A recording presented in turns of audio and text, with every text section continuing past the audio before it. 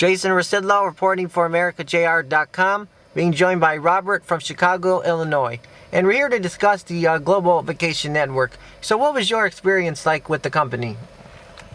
Well, it was an interesting start to it. We attended a local ski show in the Chicago area, and as you do, you go around and you fill out the little forms to win prizes and whatever. And we filled out a bunch of them, and I guess we did fill out one at the stand for Chicago Global Network, Global Vacations as well, and or the Global Vacations. And about a week or two after the event, we got a phone call from a marketing person that left a message on our answering machine saying, "Congratulations, you've won the grand prize, a week-long stay at a condominium for 4 people at either Park City or Breckenridge." And considering we went to a ski show, we thought, wow, that's great. We won a whole week at a ski area this year. That would be fantastic.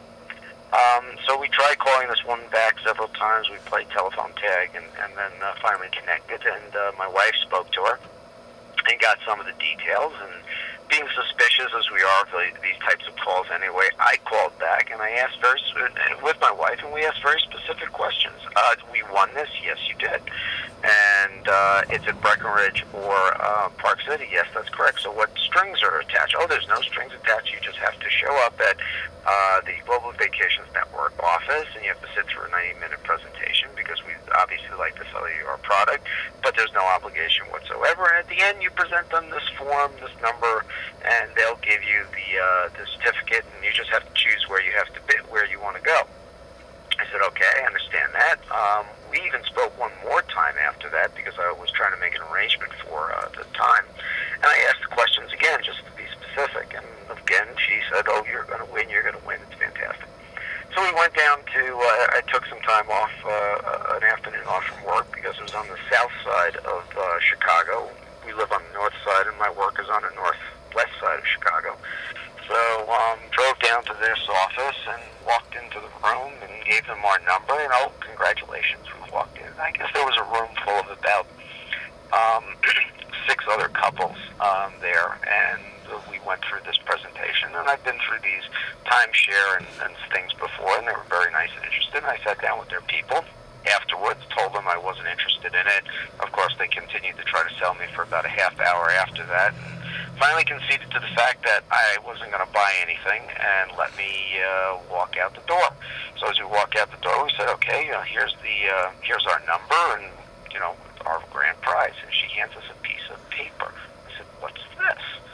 And on this piece of paper, it basically said, well, you get to choose between this, and this. I said, well, that's not what we were told. Well, that's all I had. Well, no, wait a minute. Please check. Gave her the number again. No, this is all we have for you.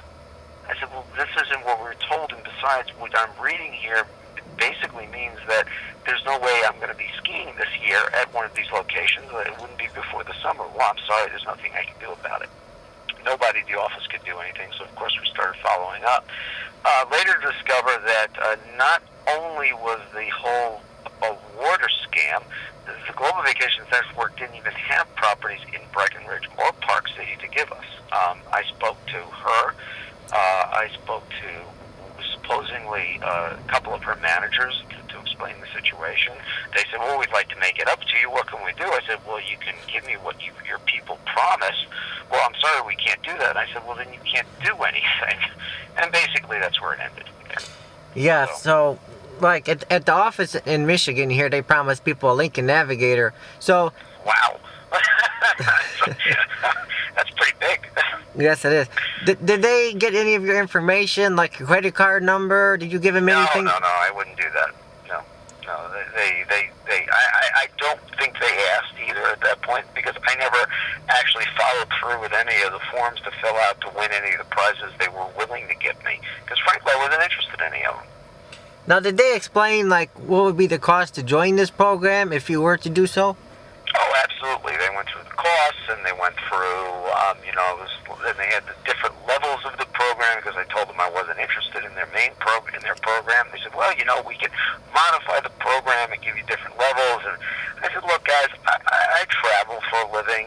I'm a United 1K member. I have more miles than I probably know what to do with for a long time. I get free points for rental cars and hotels. I don't need Global Vacations Network. Thank you very much. And of course they kept pushing, and they finally conceded and said, okay, thank you, and let me out. Now, do you think it was described more as a timeshare or more like a vacation membership club? This is a vacation membership club. It's kind of like a timeshare. The way I might describe it, it's a flexible timeshare. In other words, they have all these properties that you can choose from, and you prepaid for your vacation essentially, and you get to go to club, and you get to choose from all these different places they have for these preset vacations. Okay, so you said you did not join the program. Now, did you ever think? My goodness, no. Did you ever think maybe it could have been a good deal if you were to join it?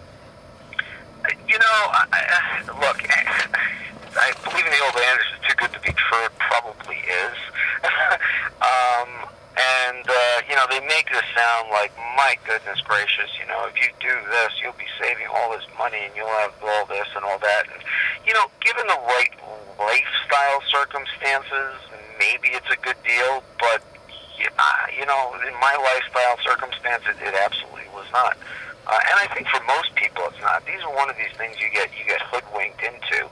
You pay a lot of money for it, and then of course if you don't get to use it, well, that's too bad. I'm sorry, you didn't use it, so too bad.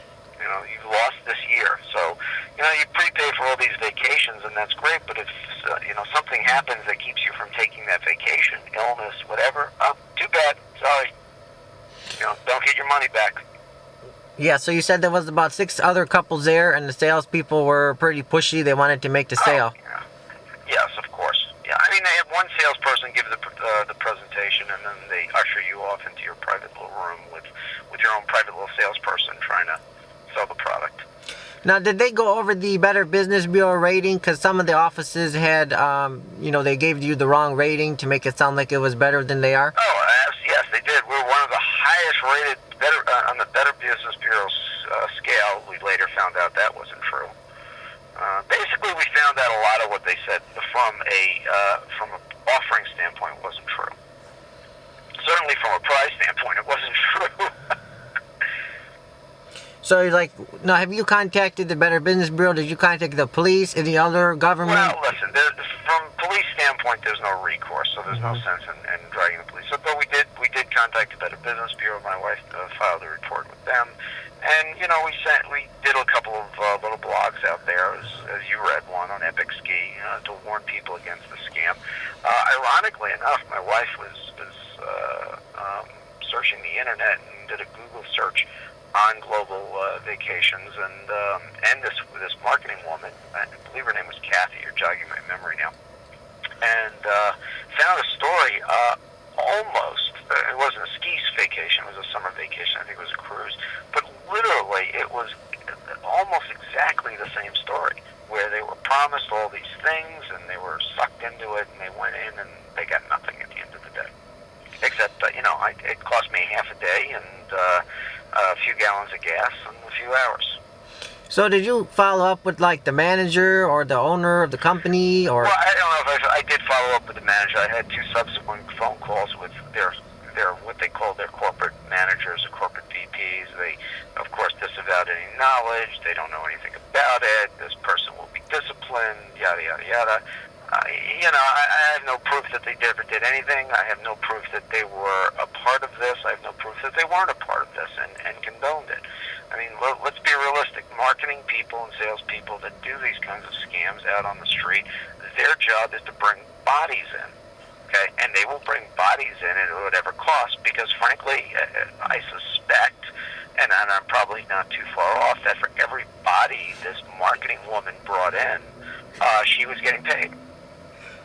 So if she could bring 12 bodies into a program, or 15 bodies, or however, she gets a nice little kicker because she gets her salary and does all that, and then gets paid for each person she brings in. Copyright 2010, AmericaJR.com, Detroit, Michigan, USA.